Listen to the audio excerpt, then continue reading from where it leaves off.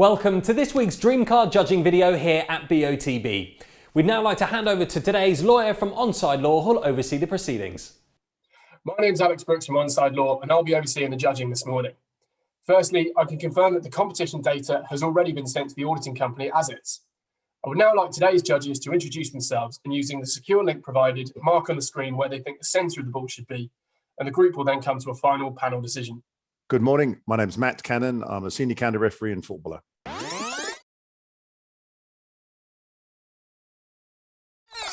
My name's Liam Walsh. I'm a retired referee. I'm currently an FA observer and head coach for the Middlesex Referees Academy.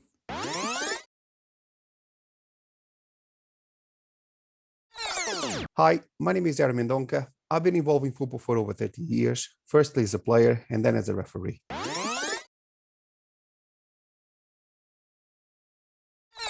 My name is Chloe Morgan and I'm goalkeeper for Crystal Palace Women.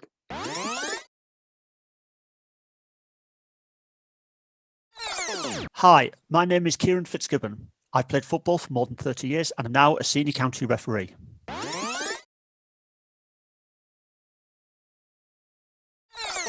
Good morning, my name's Andy Braithwaite and I'm a football referee, mentor and licensed observer.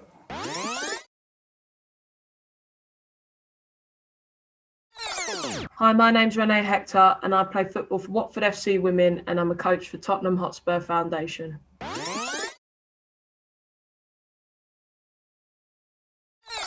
Good morning, my name's Hugh Gilroy. I'm a referee, a mentor, tutor and observer.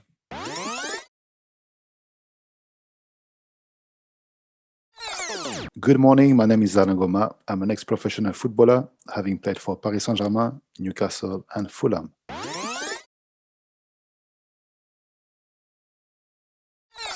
Good morning, my name's Peter Georgiou and I am a football and futsal referee.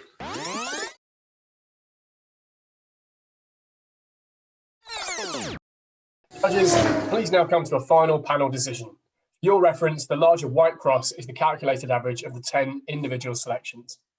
Thank you very much, Alex. Good morning, everybody. Morning. Morning. So we have three players in shot, although the player who's in black with white sleeves is obviously pointing in completely the wrong direction. So I imagine he's just jumped up to interfere with the player in the front of the shot. I believe he's on his way down. His shirt's billowing a bit, which suggests to me that he's coming down from the top of his jump and a bit of wind has caught his shirt. And the player in the background obviously is lower down, which again shows these two players are in the air and he's looking up at the centre of the ball. And we've got quite a tight cluster of choices between all 10 of us. And firstly, I'll draw some lines up from this player. And the spread is slightly bigger, I would suggest, from this player, where we go through. Andy and Alain's on the right and Renee's on the left as we're looking at the shot. And again, from this player here, we've got 1.5 eyes. We can see his pupil ever so slightly, but this is a clearer eye. And we've got the highest one just through Liam and the lowest through Ari's here. So firstly, I'll take you, Ari. You're down here at the bottom of the cluster. I'll magnify yours here and then put the highlighter over the top. How have you seen the challenge and what's happening? Well, I felt that player in front of in the picture. He just added the ball to the side. When I was trying to zoom in the eye lines, I felt that he was looking slightly above horizontal. That's why my position is there. And then when I cross-reference with his teammate is looking up slightly to his right as well. That's how I came to my decision. Yeah, great. Thank you very much, Harry. And I'll sort of go down the right-hand side as you, Andy, here. I'll highlight yours and then magnify it. You're just to the right of this main cluster. How did you see what was happening in the photo and things? Thanks, Matt. Yeah, for me, the guy with the captain's armband, who, as you said, is possibly coming down from his jump, I just felt that he was looking quite fixed, slightly above horizontal, at a sort of reasonable angle. The guy, his colleague in the background, again, he's probably a little bit further back than seems that we believe. But I feel that he's looking slightly up. For me, taken from his eye line, he was almost looking straight up. Obviously, from where he is, he's looking at an angle. But from the 2D picture's point of view, for me, he's looking directly up. Yeah, I mean, that's absolutely right. I mean, he is a bit, he's obviously this player in the foreground is very focused, you know, from the photographic point of view, and this player is slightly unfocused. So yes, it's a good point. He's a few yards back. Thank you. And just above you, Andy, is Alain. There's yours magnified. Yep. How did you see the challenge?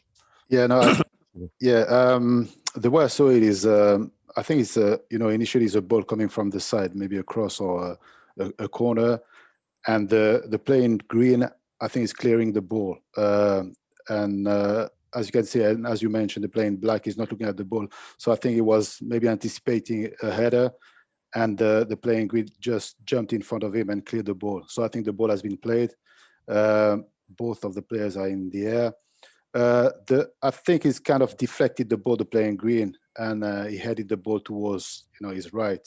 And when you look at his eyes, looking slightly on the right hand side, above horizontal.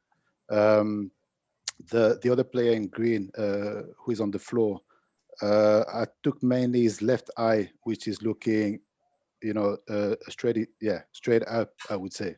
So that's why I ended up with this position. Yeah, great. Thanks, Alain. Great explanation. Thank you. Right. I'll come to you, Renee. You're just on the left here of the cluster. I'm highlighting or magnifying yours here, and you're sort of directly across from this player at the end of the sort of cluster. How did you see the photo and the challenge? Yeah, to be honest, I think Alain's bang on. I feel the exact same. I feel like it was a corner, and he's clearing it. The only difference is that I probably took more information from his right eye, and I felt like, the player on the floor, I took more information from his right eye, and I just felt that he was looking ever so slightly towards his left, hence why my cross is a bit further over to the left, but along the same eye line as the player that's jumping. Yeah, great. Thank you, Renee. Chloe, you're just next to Renee here. I'm just magnifying yours here, and I'll put the magnifier over the top of yours. Did you see any difference in this, or? No, very similar to what Renee and Alain were saying. I think it looks like it's sort of a defensive header away, a clearance, and especially when you've got the player in the black who seems to be sort of looking in the complete opposite direction, as if he's about to maybe try and anticipate the ball, hopefully get in the back of the net, I suppose. But I think I took a similar eye line to other people in that there seems to be the player in the foreground who's headed the ball away, seems to be looking almost sort of diagonally across, but slightly upwards, sort of head tilt, slightly upwards towards the corner of the left-hand side corner of the photo. And again, I took the sort of midpoint head of the player on the ground, looking upwards, but his head is definitely tilted slightly off centre to the left. Yeah, thank you. I mean, I will go back to what Alain said, that obviously he's an ex-professional footballer, and seeing that the player is coming in, it does make absolute sense that he's coming in to head the ball, and a defender or whatever as to change the trajectory of the ball happens all the time in the game. So it's important to know. I think that's good. Okay, just below you, Chloe, is Peter. There you are, magnified Peter, and I'll put the magnifier over the top of you. How did you see the picture?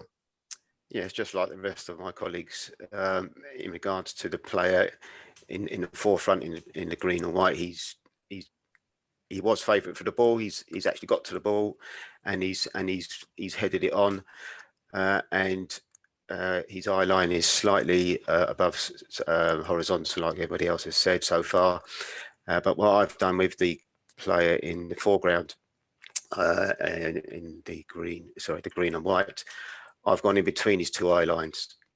So rather than just using the one eye, I've used the two eyes and then split the difference, and that's where I put the centre of the ball. Okay, fine. Thank you very much. That makes infinite sense. I'll come to you next, Hugh. You're just right in the middle of everything here. Again, yours is magnified or here, and then I'll put the highlighter over the top.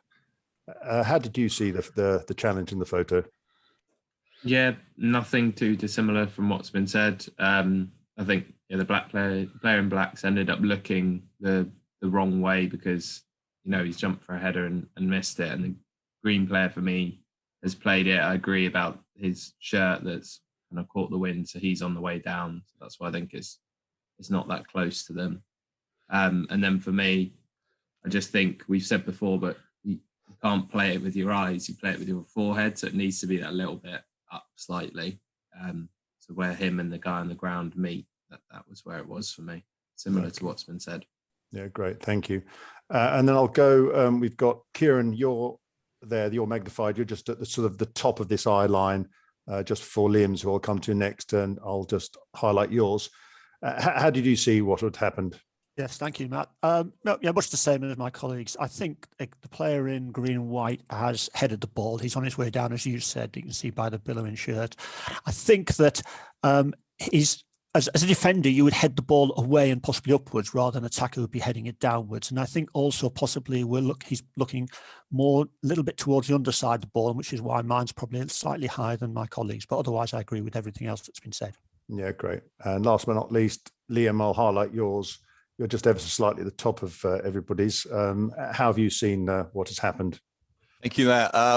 Kieran, you stole my lines. Sorry about that. I felt again that I looked at the eye line of the skipper, the green and white skipper, and I felt that, you know, with his head's leaning back, I think his eyes were just looking up that slight bit, and that's why again I deemed it a defensive header away, and that he was going to look to get height on it rather than the ball lower if it was an attacking header. And then regarding the guy on the ground, again in the green and white shirt, I think everybody's sort of, we worked on, you know, the eye lines. But I, again, agree with Chloe and Renee that I feel he's looking slightly to his right. Yeah, thank you. And it's interesting to note that we have 5 choices on the left of this calculated average, looking at it, 5 on the right, and likewise 5 above and 5 below. So if I put the magnifier over the top of this particular average here, you'll see that Liam's is ever so slightly popping out the top. And if I was to remove Liam, obviously it brings it into a cluster of everybody. And the same if I were to remove Aries,